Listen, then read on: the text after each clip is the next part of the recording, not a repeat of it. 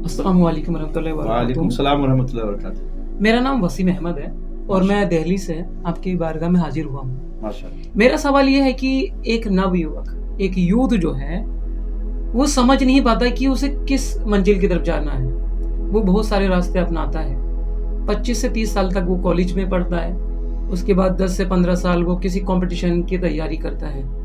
तब जाके उसको कुछ समझ में आता है कि मेरी मंजिल तो कुछ और है और मैंने तो गलत रास्ता चुन लिया है। जब तक वो 30-35 तक पहुंच जाता है और 30-35 के बाद वो किसी और लाइन को चुनता है तो फिर उसमें भी 4 से 5 साल लग जाते हैं। तो आज की जो जनरेशन है, जो न्यू जनरेशन है, वो बहुत ज़्यादा कंफ्यूज है कि उसको क्या करना चाहिए, क्या सही है और क्या गलत। तो आज मैं चाहता हूँ कि आप ये जो एक्सप्लेन करें कि उसको क्या करना चाहिए शुरुआत, ताकि उसका वक्त ज़ाया ना हो। बहुत अच्छा सवाल है आपका आज के युवाओं के लिए, आज के नौजवानों के लिए। देखिए वसीम साहब, मसला ये है कि आपने जो कहा ये वाकई बहुत बड़ा मसला है जी लेकिन आपने बचपन से एक चीज सुना होगा, इल्मो हुनर, जी है ना? दो शब्द एक साथ आते हैं, इल्मो हुनर। असल में जब बच्चे कॉलेज पढ़ते हैं, स्कूल का दौर नहीं, स्कूल का दौर तो सिर्फ पढ़ने का होता है, लेकिन जब वो कॉलेज के दौर में आते हैं तो बच्चों को चाहिए कि इल्म के साथ हुनर भी सीखें। जी माँ बाप इस पे ध्यान दें, उनके टीचर्स इस पे ध्यान दें कि बच्चा अपने ज़हन से किस चीज पर की तरफ माहिर है। आवाज अच्छी है तो उसको सिंगिंग की तरफ डाल दे, जी एक्टिंग अच्छी है तो एक्टिंग क्लास ज्वाइन करा दे। बच्चा एक अच्छा मेहनती साइंटिस्टिक बच्चा है तो उसको उस टेक्नीशियन की तरफ डाल दे। तो उस बच्चे के जहन में कॉलेज आते आते तक बात समझ में आती है कि बच्चा किस चीज की तरफ खिंचता है।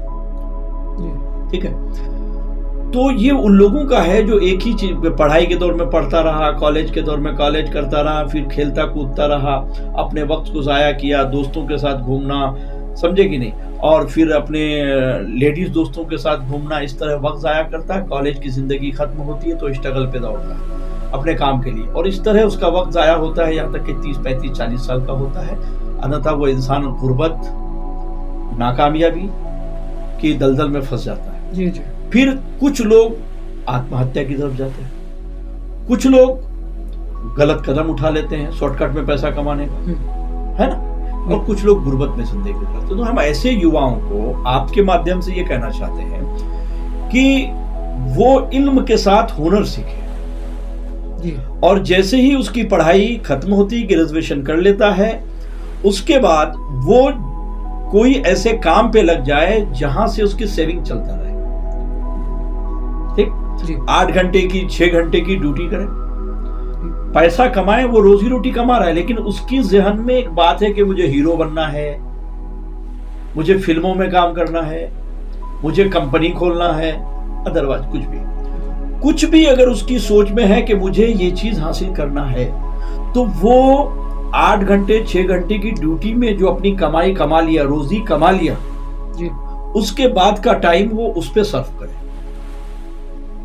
उसको जो बनना है, उसको बनना है, उस पे पूरी तवज्जो दे, जी स्ट्रगल करता रहे। जिस दिन उसका नसीब और उसका लक काम करेगा वो कामयाब हो जाएगा। लेकिन वो लोग गलत हैं जो सिर्फ भागे जा रहे हैं, ना कमाई का जाए कुछ नहीं। माँ बाप से कहते हैं खर्चा भेजो, भाई से कहते हैं खर्चा भेजो, जमीन जायदाद बेच लेते हैं और चाहते हैं मैं हीरो बनूंगा, मैं ये करूंगा, मैं एक्टर बनूंगा, मैं ये सिंगिंग करूंगा, मैं म्यूजिशियन। ऐसा नहीं करना चाहिए। ऐसे लोग ज्यादातर नाकामयाबी के शिकार होते हैं। हम ऐसे लोगों को ये सजेशन देना चाहते हैं कि आप लोग अपनी पढ़ाई का इस्तेमाल करते हुए आप लोग जॉब करें, ऐसा काम करें जिससे आपकी आमदनी चलता रहे, कि आप माँ बाप पे बोझ न बने, आपकी सेविंग्स भी होती रहे, आप साल में 1 लाख 1.5 लाख 2 लाख 3 लाख कमा के आप जमा कर सकें, और फिर 2-4 घंटा निकाल कर आपकी जो सोच है, जिस लाइन की भी सोच है, आप उसमें कोशिश करें,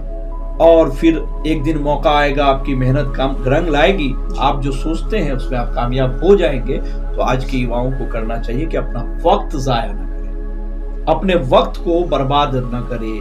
हमेशा एक बात मैं कहता हूं कि वक्त बर्बाद करने वालों को वक्त बर्बाद कर देता है। जी जी ये तो बात हज़रत जैसे कि हमने देखा कि इंटरमीडिएट तक चाहे वो गर्ल्स हो या बॉयज़ हो, बनना तो कुछ और चाहते हैं लेकिन माँ बाप के प्रेशर से बन कुछ हो जाते हैं। सपोज कर लीजिएगा कि किसी को एक सिंगर बनना है, मम्मी चाहती हैं कि वो डॉक्टर बने, पापा चाहते हैं वो इंजीनियर बने, जिससे वो उसका जो सपना है, उसका ड्रीम है, वो दबता चला जाता, ना तो वो डॉक्टर बनता, ना ही वो इंजीनियर बनता, और ना ही वो जो बनना चाहता है वो बन पाता है। तो उसकी लाइफ फिर एक नौकरी में बीतती है। तो अब माँ बाप को भी चाहिए इस कंडीशन में कि वो अपने बेटे से पूछें कि वो बनना क्या चाहता है, उसका इंटरेस्ट किस में है, जिसमें दिल लगता है वो काम अच्छा खूबसूरत होता है, जल्दी होता है। अब जिसमें दिल ना लगे तो वो तो प्रेशर के तौर पे काम होता है। हाँ, तो ऐसे माँ बाप को क्या नसीहत देना चाहिए?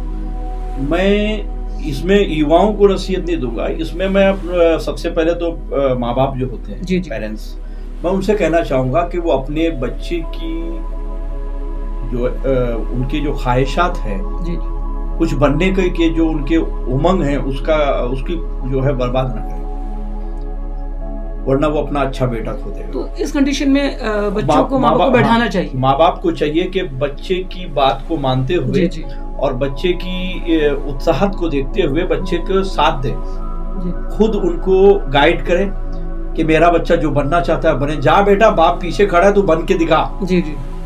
ऐसा हौसला जब मिलता है तो वो बच्चा यकीनन कामयाब हो जाता है कि माँ बाप की दुआएं और उसका हौसला जो पहले से दिल में है तो वो टूटता नहीं है। लेकिन अगर बच्चे को वहीं दबा दिया जाए, अपनी मर्जी पे चलाया जाए, तो वहां गलत है। ये माँ बाप को सोचना चाहिए। ऐसे पेरेंट्स, ऐसे माँ बाप को मैं कहना चाहूंगा कि अपने बेटे के जज्बात का गला न घोटें, बल्कि आप उनका पूरा सहयोग करें और अपने बच्चे को कुछ बनाने की तरफ ले जाएं, उनको कामयाब होने दें। दूसरी बात, कुछ बच्चे हैं जिसको मैं एक छोटी सी नसीहत करना चाहूंगा कि बच्चे, अगर तुम्हारे बाप ने एक बहुत बड़ा हॉस्पिटल खोला है, बहुत बड़ी कंपनी है, आपके अब्बा ने कुछ करके रखा हुआ है और आप उसका उलट करना चाहते हैं, तो बाप जो आप पर जोर दे रहा है वो इसलिए दे रहा है कि बाप चाहता है कि मेरे बाद इस हॉस्पिटल को चलाने वाला मेरा बच्चा हो, इसलिए वो डॉक्टर बनाने की तरफ कोशिश करता है, मारता पीटता है, डांटता है, फटकारता है, और वो उसकी अपने बच्चे की इच्छाओं को नहीं देखता। वो अपनी इस सपने को जो पूरा किया हुआ है, इसको संभालने वाला केयरटेकर चाहता है, वारिस चाहता है। ऐसे वक्त में माँ बाप कठोर फैसले लेते हैं। तो मैं ऐसे युवाओं को, ऐसे बच्चों को कहना चाहूंगा कि अपने बाप के सपने को पूरा करो कि वो हॉस्पिटल बर्बाद ना हो, आपके बाप का सपना ना डूबे, आपके बाप की कंपनी खत्म ना हो।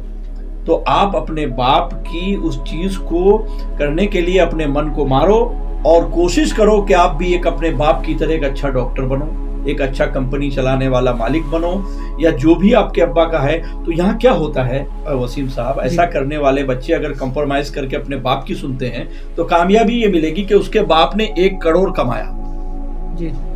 अब बच्चा अपने बाप की सुन के वहां से आगे चलता है तो अब 1 करोड़ प्लस चलता है, करोड़ प्लस चलता है। लेकिन अगर बच्चा अपने माँ बाप के खिलाफ चलता है और माँ बाप कॉम्प्रोमाइज करके उनकी बात मान लेते हैं, तो बच्चा फिर 0 से शुरू करता है जी, फिर 0 से शुरू करता है। तो 0 से शुरू करने वाला बच्चा हीरो कब बनेगा?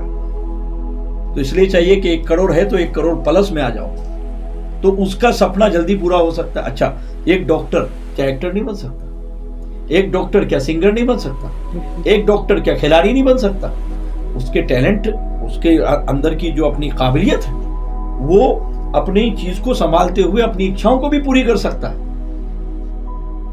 तो कहीं ना कहीं माँ बाप को और बच्चों को आपस में, एक फैमिली को बैठकर कॉम्प्रोमाइज करके सारी चीजों पे मंथन करके एक सही दिशा में जाने का निर्णय लेना चाहिए। और मिडिल क्लास जिनके माँ बाप मजदूरी में वक्त गुजारे हों, तो उनका बेटा जो बनना चाहता है, माँ बाप को चाहिए कि उनका साथ दे और बेटे को आगे बढ़ने के लिए उसकी पूरी मदद करें।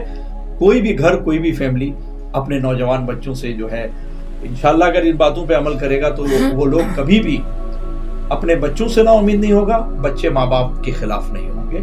लिहाजा पेरेंट्स को भी समझना है, बच्चे को भी समझना है, मिलजुल कर एक फैमिली चलती है। यही मेरा आज का पैगाम है। इंशाल्लाह आप लोग बात पर अमल कीजिए, कामयाबी कदम चुने। आपका बहुत बहुत शुक्रिया। और मैं उम्मीद करता हूँ कि जितने भी हमारे व्यूवर्स हैं, जितने भी हमारे पेरेंट्स और भाई देख रहे हैं, वो इस चीज़ से सबक लेंगे, उस चीज़ को अमल में लाएंगे। इंशाल्लाह। मेन चीज़ तो अमल है, अमल में लाना है। तो इस चीज़ को अगर एक्सपेरिमेंट करते हैं तो इंशाअल्लाह जब से वो अमल में लाएंगे, वो चीज़ें जो सुधारू चीज़ें होती हैं वो दुरुस्त होने शुरू हो जाएगी, चीज़ें बदल जाएंगी। तो आप इसमें अमल करें, और जैसे हजरत ने बताया है उस तरह से अपने मम्मी पापा से बात करें, और मम्मी पापा को चाहिए कि वो अपने बच्चों से बात करें, और खुलकर बात करने से चीज़ें अच्छी निकल के आएंगी। तो अगर आपको हमारी वीडियो अच्छी लगी है तो हमारे चैनल को सब्सक्राइब कीजिए, बेल आइकन को प्रेस कीजिए और अपने दोस्तों को शेयर कीजिए। मिलते हैं नेक्स्ट वीडियो में, तब तक के लिए